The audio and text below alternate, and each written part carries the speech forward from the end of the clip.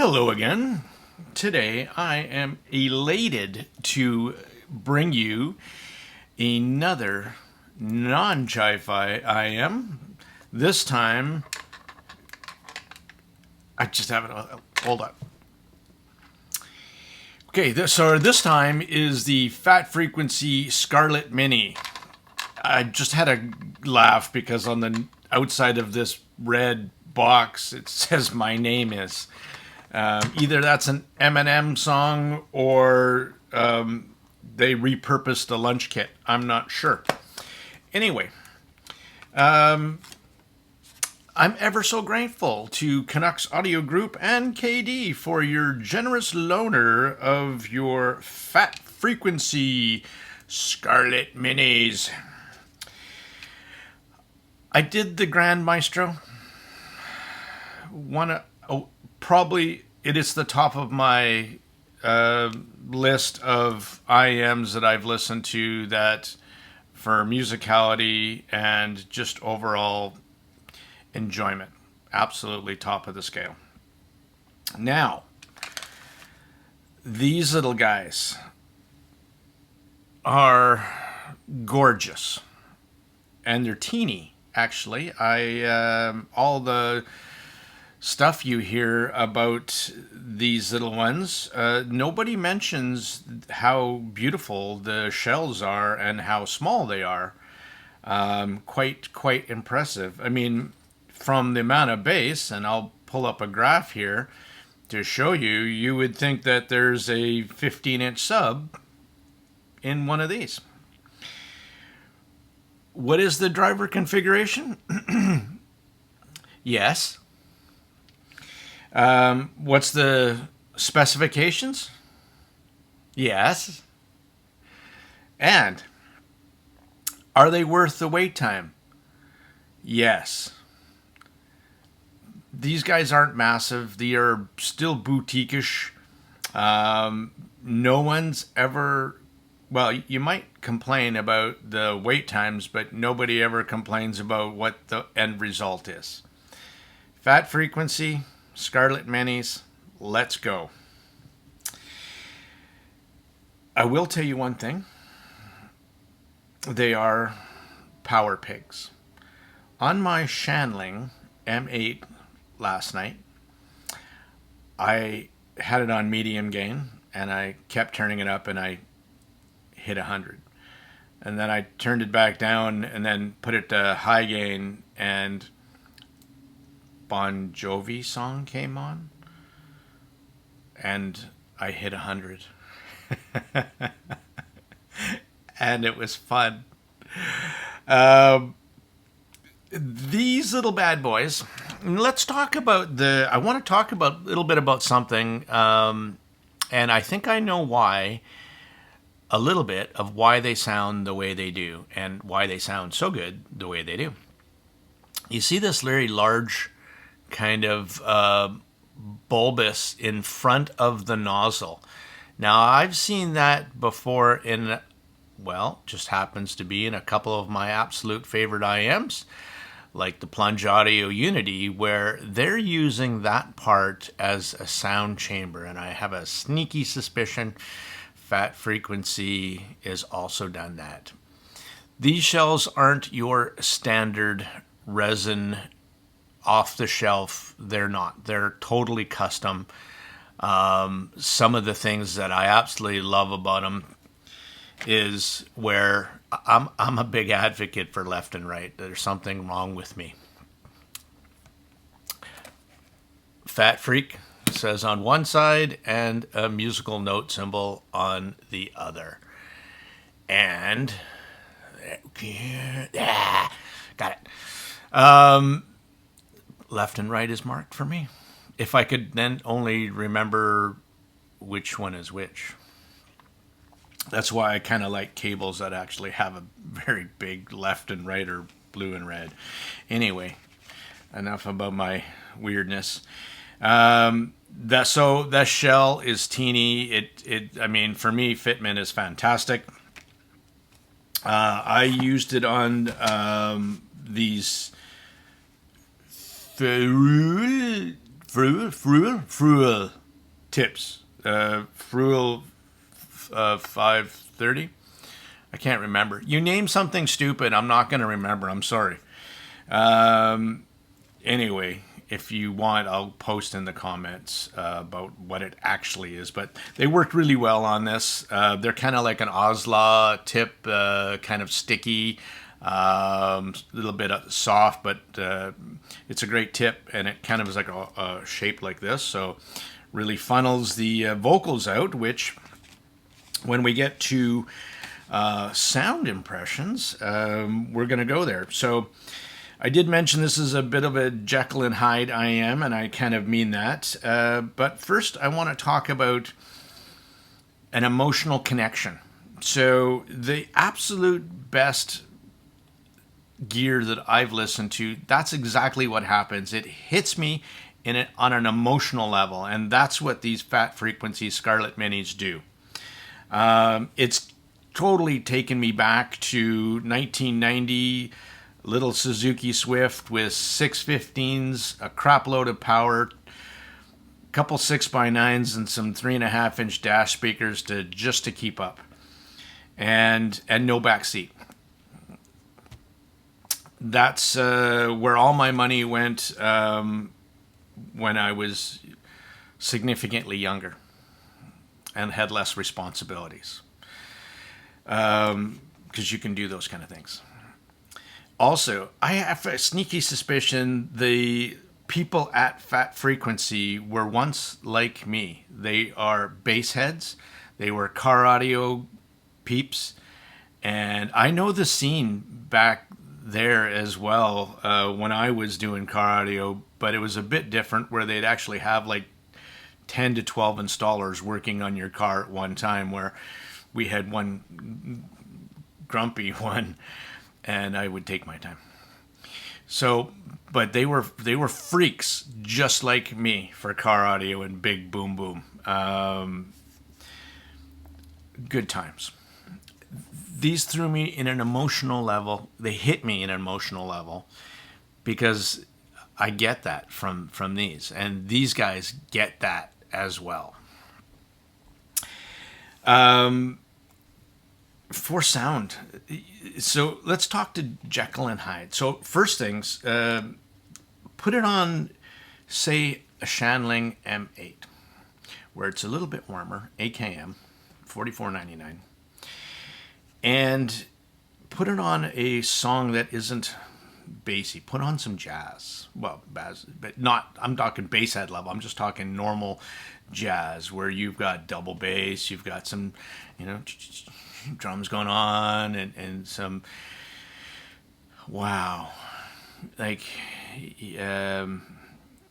these aren't the most articulate. They are incredibly clean and musical, but they're not resolving, the highest resolving you can get. They're not that kind of IM, and they're not that kind of tuning, and they're warm and gooey, like a chocolate chip cookie that just came out of the oven. That's what they remind me of, with a whole bunch of cinnamon. It's such a nice, I want to say, relaxing sound. You just get lost in the music when you're playing back like that. And certain IMs, certain gear, you need a certain source to make it sound one way or the other, or make it sound where you like it. In the Fat Frequency Scarlet Minis, for me, if I put it on the Shanling M8 and I played some of my library, vocals, Halsey, one mic, one take was breathtaking. Young San Nan, breathtaking. And then if I wanted to dial it up to 13, Hawkman Kim and Poem of Chinese Drum, right? I mean,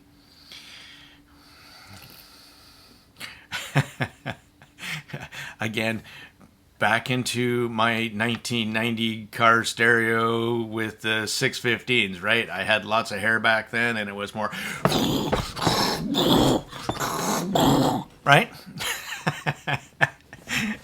And the 6x9s were keeping up. And so I could actually hear what was going on. It wasn't just all bass. It was bass, bass, bass, bass, sizzle, sizzle, right? And that's what these do as well. It's a wonderful replay. I don't think too many people are going to buy these and go, oh, God, that's horrible. That's terribly tuned. Well, then that's on you. There's enough impressions out there about Fat Frequency, about what they're about. And what they're about is that, but not just, and you've heard this before, if you've ever heard any comments about FATfreq, was that it's not all about bass. It's not a one-trick pony. It has more cards up its sleeve.